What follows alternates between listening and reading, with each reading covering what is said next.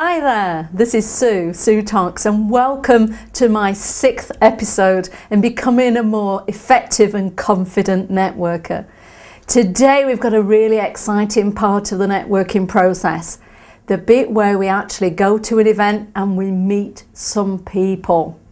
Now you might think that that's quite normal and ordinary, but you know there's many people, as I know when I go to events, that actually go to events and never want to meet anybody. They don't want to talk to anybody. Why? Well, you know, sometimes because they're hermits, or sometimes because they're scared, they don't know how to approach people, and the key thing is the fear of rejection. So rather than be rejected, let's not meet anybody in the first place. And you'll know that this happens when you go to events, because as you arrive at the event, you'll notice in the car park there's lots of people sat in their cars. And before the event starts, just before the event starts as a whole, then they get out of the car and they come to the event. So why are they coming to a networking event? To represent themselves and their business, and they stay in the car? Well, fear. What are they doing in the car? Well, they might be listening to the radio, they may be reading a book, catching up on the newspaper, they may be making a telephone call. What they're not doing is getting through that door and talking to people. And even if people get into that situation, up the stairs into the event place, the particular house, business, whatever hall, then a lot of people hang around in the lobby area rather than walking into the main room. Because if they walk into the main room, well, somebody might talk to them. You know, oh, I don't want anybody to talk to me, I want to come networking. And you can see the trepidation in the face, and they'd rather hang about outside. So what we're going to do today is look at some of the things that we do to ourselves to actually make those avoidance techniques. And we perfect those avoidance techniques. And also on the other side, excuse me, a bit of a frog. Let's see, I might be kissed with a wonderful prince soon.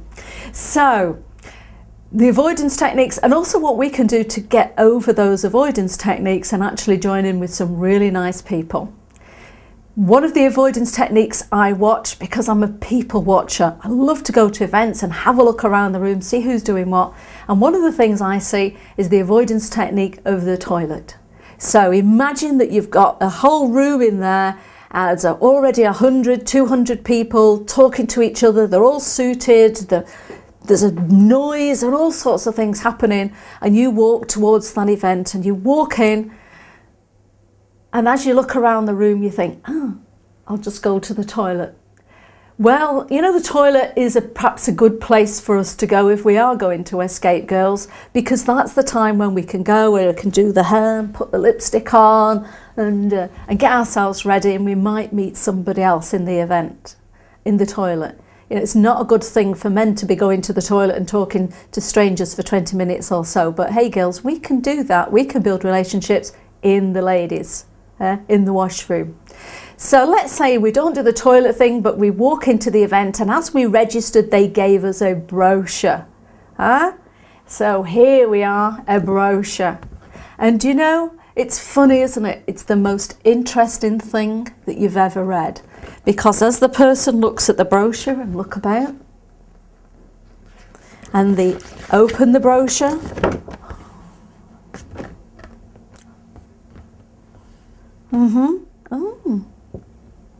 and they get to the back page and they read down, and when they get to the bottom, what do? Yep, you got it. They turn it around and they start again. Have they read a word? Not a word. Yeah? But who's going to come and talk to me if I'm so busy and so engaged with something else? The next thing I see people doing all the time is the mobile phone. Yeah? And whether it's on or not, they will still use it. Hi, yeah, no, it's okay. Well, we're organising the event, so we're getting there at 9:30 and the customer's arriving in at 10:30. Oh, no, I thought of that. That's great. Yeah, no, well, if you could do that, that would be absolutely wonderful. Thank you very much. Do you know, it might not even be switched on. But who's going to talk to me if I'm so busy talking to somebody else? You know, one of these days somebody's going to be on the mobile phone and it will ring. Yeah, and then what are they going to do?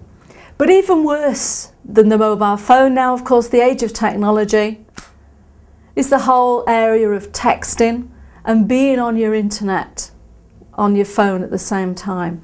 And I don't know whether you've noticed, but when people are now on the internet, they're sending email messages, they're texting people, you know, it's very difficult to hold a conversation while they're doing all of that.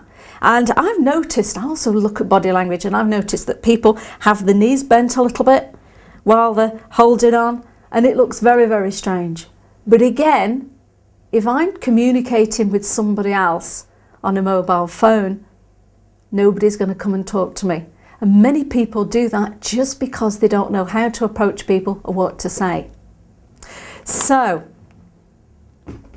one of the other tips that show the avoidance techniques are the pictures on the wall. You know, suddenly, oh, and somebody could go to the picture, yeah, and they look at the words, who's written it, who's painted it, look again at it. They could do a whole room all on the pictures. The pictures are brilliant because, of course, the eye contact is a lot higher than normal eye level. And so if I look around at the pictures, it means I'm not even making contact. Because the last thing I want to do is walk into a room and say, hi, girls, who's going to talk to me? Yeah. And no eye contact whatsoever, because if somebody gets eye contact with you, guess what they're going to do? They may talk to you. And that's a scary option. So we avoid eye contact. We'll do anything to stop those people making contact with us. So what can we do to get over that?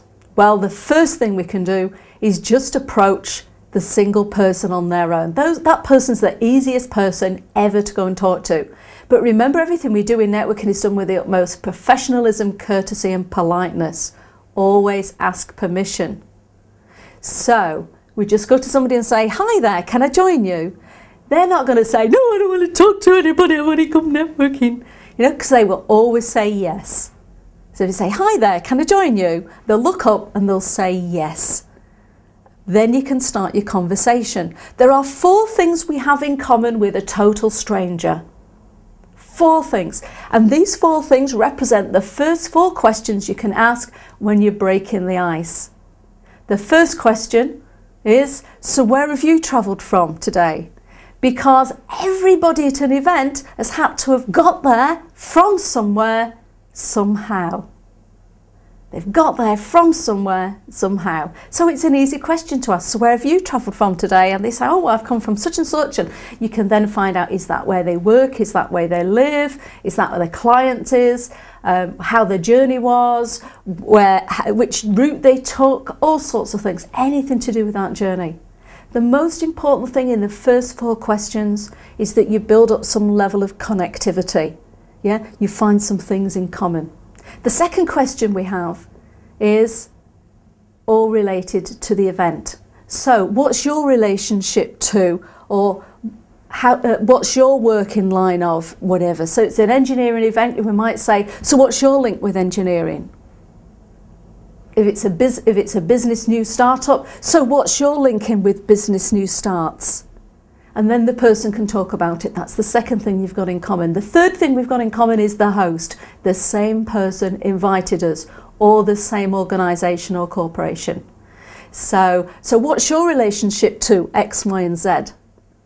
And again, it's dead easy because you've got that in common. And the final question that you could ask, which is same for both of us, is the weather. You know, when we walked in that room at that time, we had the same weather. So although you might think weather talk is just a British thing, actually across all cultures, weather's quite important. So easiest to say is, oh, isn't it absolutely gorgeous today? And then you can start the conversation. So the 4 things are really important, is to get connectivity.